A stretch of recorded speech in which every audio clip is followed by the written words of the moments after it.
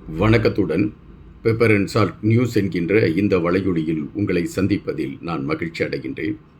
இன்று 2 விடயங்களை மையப்படுத்திய செய்திகளை நாம் இந்த காணொலியில் பார்க்கலாம் என்று நான் நினைக்கின்றேன்.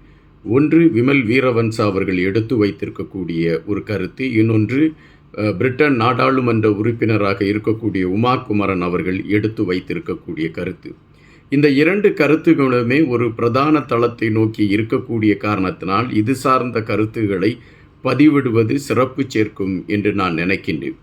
முதலில் விமல் வீரவன்சா அவர்கள் செய்தியாளர்களை சந்தித்திருக்கின்றார். செய்தியாளர்கள் சந்திப்பிலே அவர் பல விடயங்களை குறித்து பேசியிருக்கின்றார். அப்படி பேசுகின்ற பொழுது ஒரு விடயத்தை மிக அழுத்தமாக பதிவு செய்கின்றார்.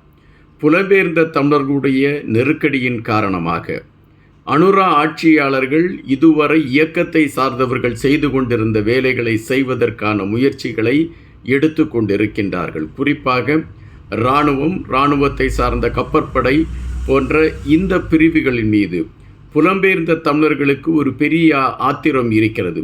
அதை நிவர்த்தி செய்யக்கூடிய ஒரு களத்தை இப்பொழுது அவர்கள் எடுத்து கொண்டிருக்கின்றார்கள். அதற்கு இந்த அரசும் உதவி புரிந்து கொண்டிருக்கிறது என்கின்ற குற்றச்சாட்டை விமல் வீரவன்சா அவர்கள் எடுத்து வைத்திருக்கின்றார். விமல் வீரவன்சா அவர்கள் எப்பொழுதுமே தமிழர்களுக்கு எதிரான ஏதாவது ஒரு பதிவை அவர் தொடர்ச்சியாக வெளியிட்டு கொண்டிருப்பது வாடிக்கை. எனவே அதற்கு நாம் ஒரு முன்னுரிமை கொடுத்து அந்த செய்திக்கு நாம் கடந்து போக வேண்டுமா என்ற கேள்வியை வைத்தால், இப்பொழுது உள்ள சூழலில் அதற்கு முன்னுரிமை கொடுக்கக்கூடிய ஒரு களம் நமக்கு தேவைப்படுகின்றது. குறிப்பாக இராணுவத்தை சார்ந்தவர்கள் வடக்கு கிழக்கு பகுதியில் ஆக்கிரமித்திருந்த பல காணிகள் போன்றவையெல்லாம் அங்கிருந்து விடுவிக்கப்பட்டு இராணுவம் வெளியேற்றப்படக்கூடிய நிகழ்வுகள் தொடர்ச்சியாக இப்பொழுது நடந்து கொண்டிருக்கின்றன. இது சிங்கள ஆட்சியாளர்களுக்கும் அல்ல சிங்களத்திலே இருந்து ஆட்சி பீடத்தில் இருந்தவர்கள், நாடாளுமன்ற உறுப்பினராக இருந்தவர்கள், இவர்கள் அனைவருக்குமே இது ஒரு பெரிய புகைச்சலை மனதிற்குள் எழுப்பி இருக்கிறது. எனவே எந்த கோணத்தில் இதற்கு எதிர்ப்பு தெரிவிப்பது என்கின்ற நிலைப்பாட்டை அவர்கள் எடுக்கின்ற பொழுது, எப்பொழுதும் அவர்கள் ஒரு தோல்வியை சந்திக்கின்ற பொழுது அல்லது ஒரு வீழ்ச்சியை சந்திக்கின்ற பொழுது, தங்களுடைய எண்ணங்கள் நிறைவேறாமல் போகிறது என்கின்ற நிலைப்பாட்டை எடுக்கின்ற பொழுது அவர்கள் உடனடியாக குற்றம் சுமத்துவது இயக்கத்தின் மீதுதான். ஒன்றில் இயக்கம் மீண்டும் மீள் உருவாக்கம் கண்டுவிட்டது என்ற குற்றச்சாட்டுகளை வைப்பார்கள், அல்லது இயக்கத்தை சார்ந்தவர்கள் இங்கு பெருகிவிட்டார்கள் என்கின்ற குற்றச்சாட்டை வைப்பார்கள். இப்படி தொடர்ச்சியாக பல விடயங்களை குறித்து பேசிக்கொண்டே இருப்பார்கள். தற்பொழுது விமல் வீரவன்சா அவர்கள் எடுத்து வைத்திருக்கக்கூடிய கருத்தில் இலங்கையிலிருந்து ஒட்டுமொத்தமாக இயக்கத்தை சார்ந்தவர்கள் அப்புறப்படுத்தப்பட்டு விட்டார்கள். இப்பொழுது இயக்கத்தின் செயல்பாடுகளே இலங்கைக்குள் இல்லை.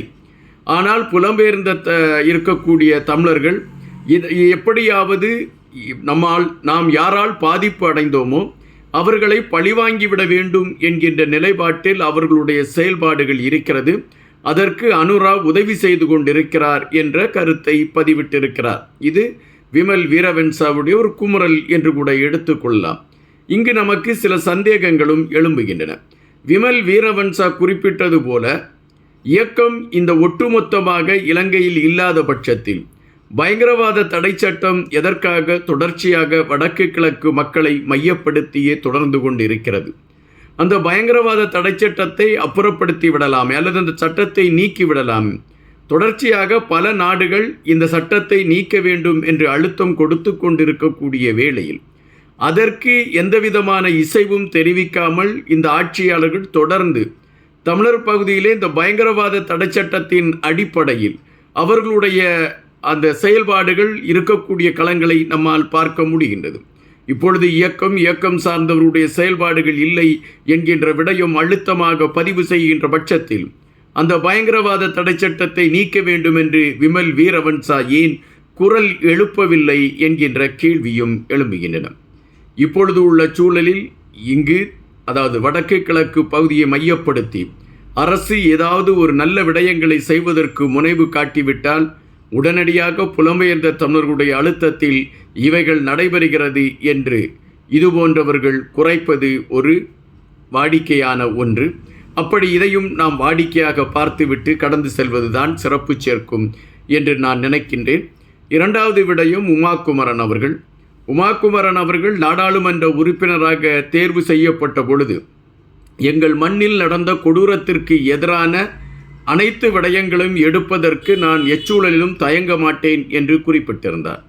அதுபோன்றே அவருடைய செயல்பாடுகள், அதாவது 2009ஆம் ஆண்டு நடந்த அந்த இன அழிப்பை மையப்படுத்தி அதற்கு ஒரு சர்வதேச நீதிமன்ற விசாரணை முன்னெடுக்கப்பட வேண்டும் என்பதை முன்னிறுத்தி தொடர்ச்சியாக அவருடைய செயல்பாடுகள் அதனை மையப்படுத்தி பயணித்து கொண்டிருக்கிறது என்பதை அவர் வெளியிடுகின்ற கருத்துகள் மூலம் அறிய முடிகின்றது.